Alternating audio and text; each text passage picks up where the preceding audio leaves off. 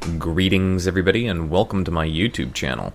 I'm your host Captain Rye, and today I've got a compilation video on, well, how to not lose the standard battle mode here in World of Warships.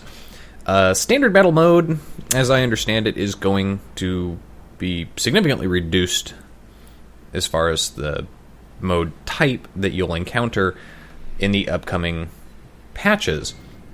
However, you can still expect to see this to the best of my knowledge, so I want to provide kind of an example of how not to do standard battle mode and how to work together as a team to do standard battle mode.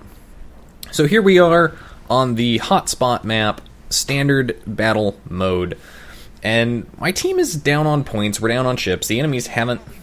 We really just kind of fell apart here. The enemy team has got a massive push coming into our base. They've got an Iowa, 2 North Carolinas, a Rune, and at least 2 destroyers back over there. So I'm in a position to push back and try and stop it. And this is one of those things that you really have to do. Somebody has to go back and at least perform a delaying action. But the delaying action is only useful if you're being supported by your team. So as I'm coming into the cap here, I've already hit this rune for a pretty sizable chunk of damage. If I can get rid of him, and you'll see how I'm prioritizing him first and foremost, because he is the lowest health ship, remove his guns from the game. Equal out those scores so that hopefully we can start to pull back. Not having very much luck with RNGesus though. He can be a fickle deity when he wants to. So now I've managed to sink him. Nice citadel there. Incapacitation, of course, when I sink him, as always. I am pushing directly bow on to this group of battleships.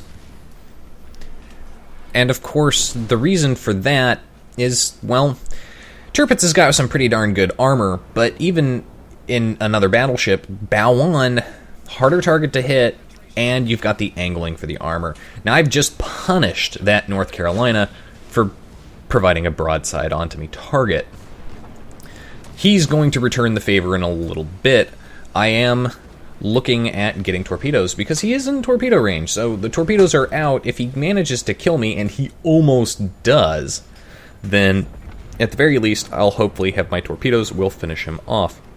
But I've hit him for another citadel. He was so low I finish him off before my torpedoes get there, so those shots are kind of wasted, but not really in my opinion. This Iowa, however, is in torpedo range, and he knows what I'm doing. He's been backing up as fast as possible. He knows I'm going to torpedo him. So I fire off my torpedoes, I short them just a little bit. That way, if he decides to stop and try and reverse back forward, I'm guaranteed that I'm going to hit him with at least 2. This is when I, for some reason, switched over to high explosive. However, that's going to turn out to be a really good decision as I hit him for 1 torpedo and a flooding, hit him for 2 torpedoes and 2 floodings now, fire out, and light him on fire. But look how low health I am. Yeah, it was only a matter of time. In case you're wondering, I have the survival expert on this ship, and as a result I have 2,400 more HP than standard Tirpitz. And if I didn't have that, I'd have been dead a while ago. But of course, I'm dead, and so now I'm hopping around to see the enemy ships.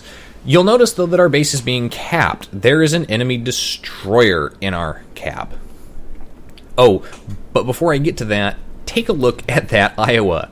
He's bleeding 1,200 points every second. He was at 17,000 HP when I left him, and now, well, 'tis but a flesh wound award to me. But now take a look. look at our team. Our Izumo was in a position that if he had turned the other direction, he could have gotten back to the cap. In this kind of situation, even if you were in a battleship, if you were the closest ship, you have to step on that cap. You have to pause the capture of the base. So we have a Fletcher who is basically the fastest ship, but he's also the farthest away. Our Rune over there still also not turning back onto the base, and the Colorado completely went the other way and around an island. This is how you don't win. The ships decided that they were going to turn away rather than turn onto it because they didn't want to deal with the destroyer, which you have to do. Even if it is a destroyer, and even if you're low health in a battleship, you have to get out there. You have to stop the cap. You have to force that destroyer to react. Unfortunately, they're not going to get back in time. This is a loss for us. But I want you to take a look at the scores here. Look at that base XP. 1,600 base XP in comparison to the team that won. The highest earner had 1,590 base XP. So I had the highest XP for the match, which is really disappointing. Look at that credit earn. And this was a defeat. This is how you don't win. My next battle I have in the Haruna. Yes, back again in the ARP Haruna, doing quite well. I've got 3 kills. My team is up on points. We are in the ship's lead handedly. The remaining 3 ships are a destroyer, which is, you'll notice, capping our base, and 2 very low health ships, 1 ARP Congo and 1 Cleveland. Now, pay attention to the chat here. The closest ship to our base is actually our aircraft carrier and our ARP Kirishima. Our aircraft carrier is behind an island and is currently reloading his aircraft, so he can't spot that destroyer. Our Kirishima, however, is taking it upon himself and doing exactly what you should do, even if you're in a battleship, and that is turn around and step on the base. At the very least, you stop the cap. You give your team time to respond, time to react. In my case, I'm turning around and I'm coming back, but I'm too far away. Even if he spots that destroyer, I can't hit him. I can't reset him from here. That would be a 1 in a million lucky shot. But what he can do is he can step on the base and pause it long enough for that destroyer to be forced to react. Long enough for our aircraft carrier to get his dive bombers back up so that he can hopefully help reset. And our Kirishima has spotted the destroyer sitting in the base, and he is going to now engage that destroyer, which is really good for him. He does a surprisingly good job, considering, as he says, that was, I think, one of his first battles in that ship. So, as I'm continuing to head back there, I am going to try and put a shot out at extreme range here. You know, maybe I'll hit him. At the very least, I can make him think, oh, well, shit, somebody else is shooting at me too. I've either got to kill this battleship right now, or I've got to run away. Something of the like. But it doesn't matter. The Commandant back over there, wonderful, wonderful job. And of course, the whole team is going to say, thank you, well done to ZK there. ZK, the Commandant, if you ever do see this video, I want to say thank you for that. You did an amazing job, and you helped us absolutely secure victory on this.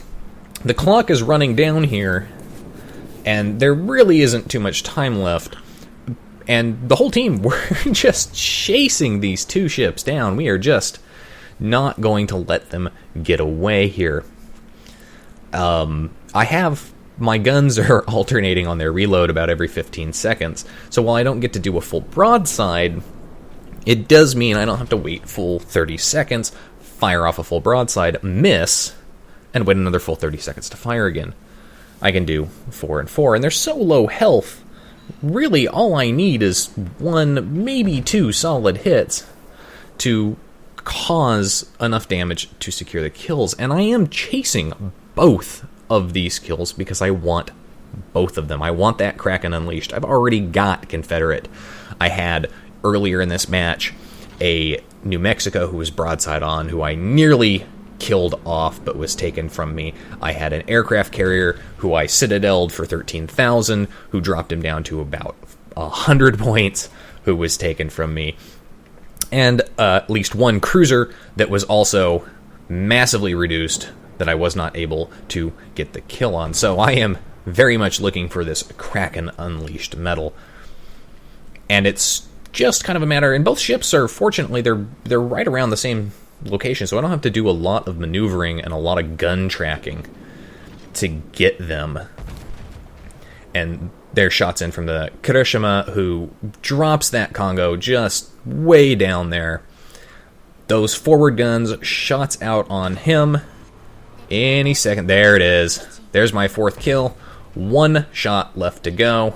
Shots out, and in case you're wondering, yes, I got that kill. I citadeled him too at the very end.